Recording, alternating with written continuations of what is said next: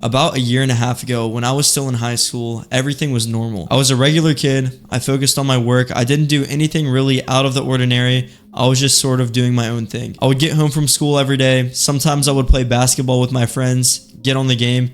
Literally nothing out of the ordinary. I even worked at Chipotle too. During this time, I had a really good friend. I'll just call him John. And John was similar to me. We were very close, but he had a few things that I saw as red flags. Those red flags were that he wasn't truly himself. You know, when girls would come around or people that were, I guess, more popular would come around, he would act slightly different. And this didn't bother me too bad, but I did notice it. And we stayed friends. We just kept moving.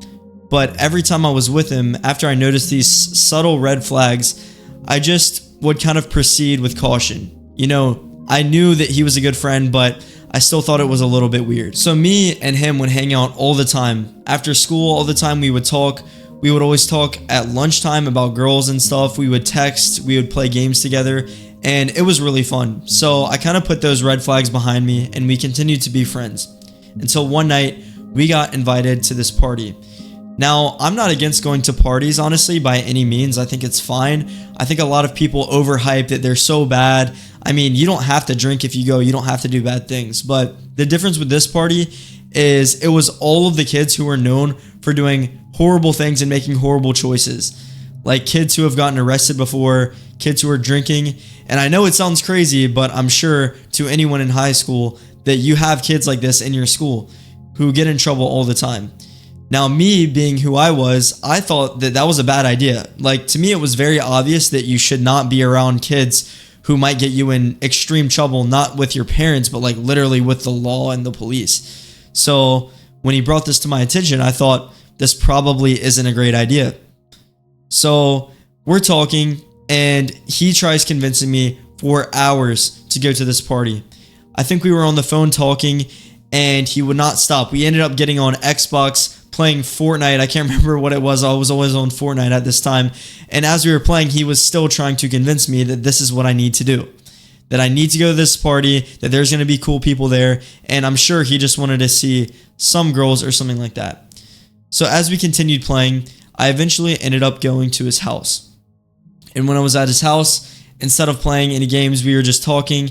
And he eventually ended up convincing me to go to this party. Now, like I said, this is something I didn't want to go to. I knew it was a bad idea. So I get in his car. I was wearing this really goofy looking outfit. So was he. We were not prepared at all. And we ended up driving to this party. Now, when we drive there, we see all of these kids roughhousing in the yard, thinking like, what is going on right now? We see all these kids like fighting or whatever. And he decides it's a good idea to go anyway. So we go, we park somewhere he was driving, and we get out. Like I said, we're wearing these weird fits, so I thought it was going to be kind of odd. So we walk up, and as we're seeing these kids fighting, he's like, yo, what's going on? And the kids just say that, oh, it's nothing, they're just wrestling. So we just walk past it. Me, being like I said, who I am, I saw that and I was like, this is such a bad idea. Like, I don't know why we're here. So now we go in the party, and it smells horribly of weed. I will never forget. It was like so strong. You could tell kids were smoking in there all day. It was literally like a cloud just right when you walk in. I even felt like I had felt some of it, and I don't smoke, so I don't like that. So when I walked in, it just really hit me, and I was like, there's no way we're here right now. Like, what are we doing? So I just go there, I get on my phone, and I sit on the couch. While I'm sitting there, I see him wander into the other room, and I see him get a drink. And I'm thinking, well, that's not a good idea. He's drinking and he drove us here, so how are we going to get home? Thinking that he was going to get someone else to drive us home or something like that. So now I'm sitting on the couch, honestly really not into this whatsoever, so I just pull out my phone.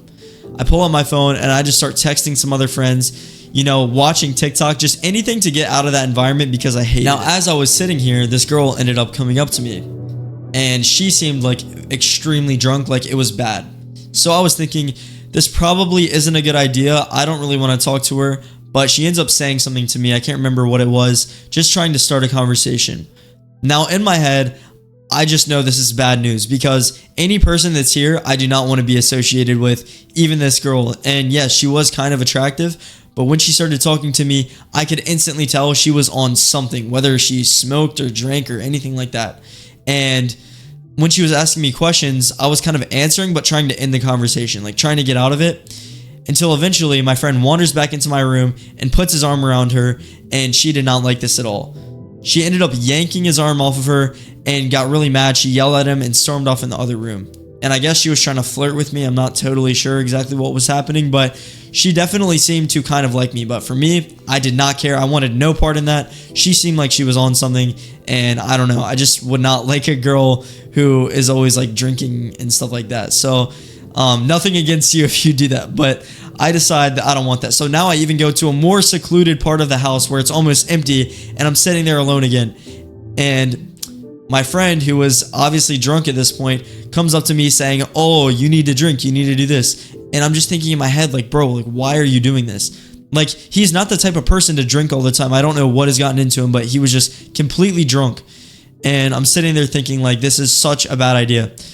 So eventually the night goes on, and he made the worst mistake possible. He's really drunk, and I tell him that he's not allowed to drive. Then eventually he gets really mad at me. He gets in his car, and there was nothing I can do.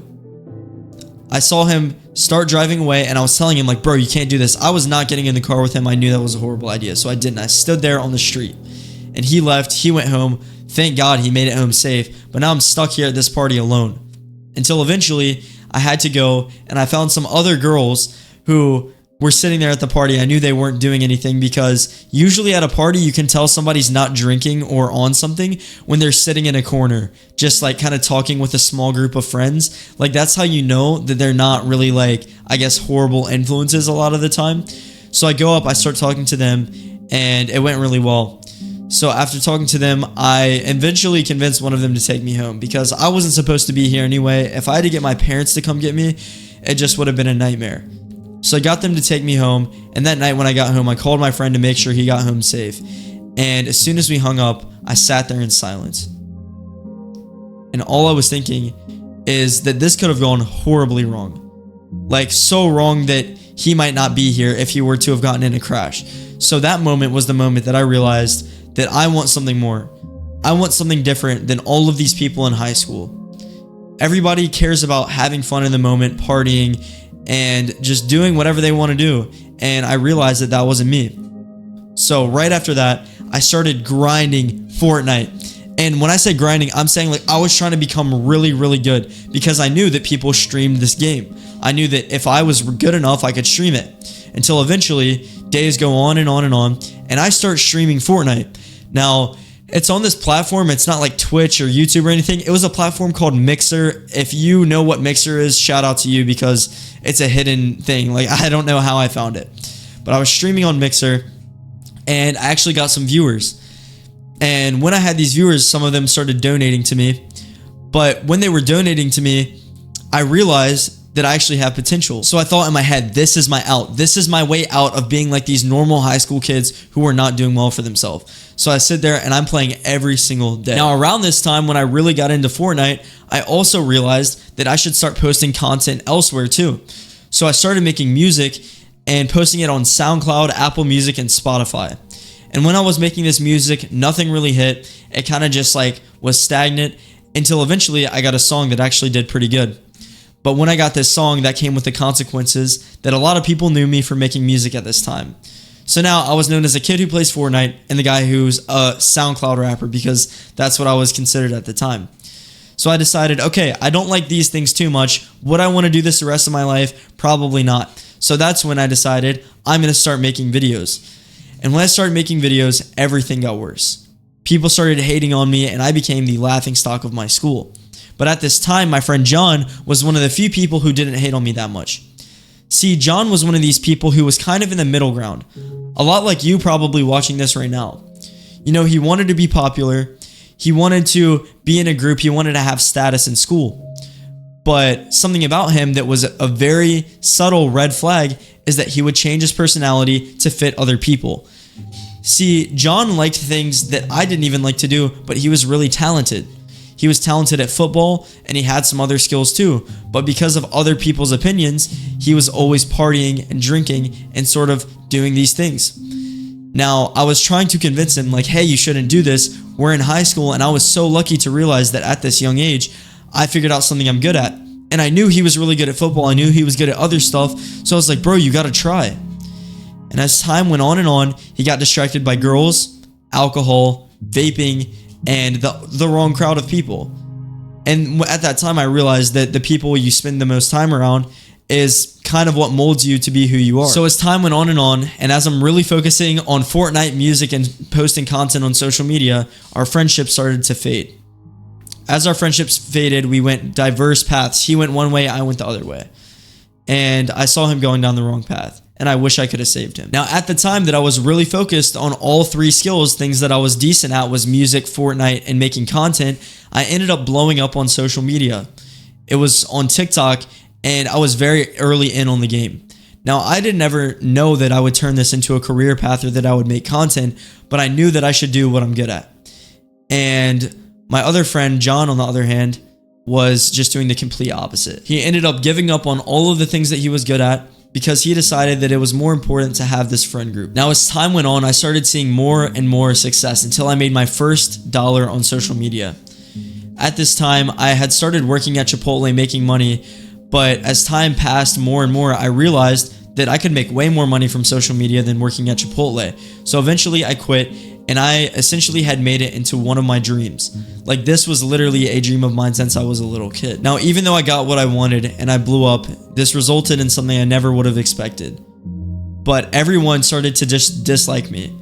Whether they were jealous, whether they thought my content was cringy, or what I was doing just wasn't cool at the time. It didn't really matter what it was, they just didn't like it. And to me, I had to accept that. I had to accept the fact that I'm not going to make everyone else happy. And I'm so glad that I did at such a young age. But my friend John did not think like that. And I actually had another friend who ended up quitting social media because of all the things that other people said. Now, years passed down the line. I continued doing this and I saw extreme success. I was featured in a ton of different news articles like New York Times, Washington Post, Wall Street Journal, like all this random stuff. And I blew up and I made a successful business out of it. Now my day consists of working on this brand called Simpletics. It's a natural hair care brand and I actually love doing it. And I also love making content for you guys. But now every time I visit home from Florida, which is where I live now, I see these people who cared so much, like John, about what other people think.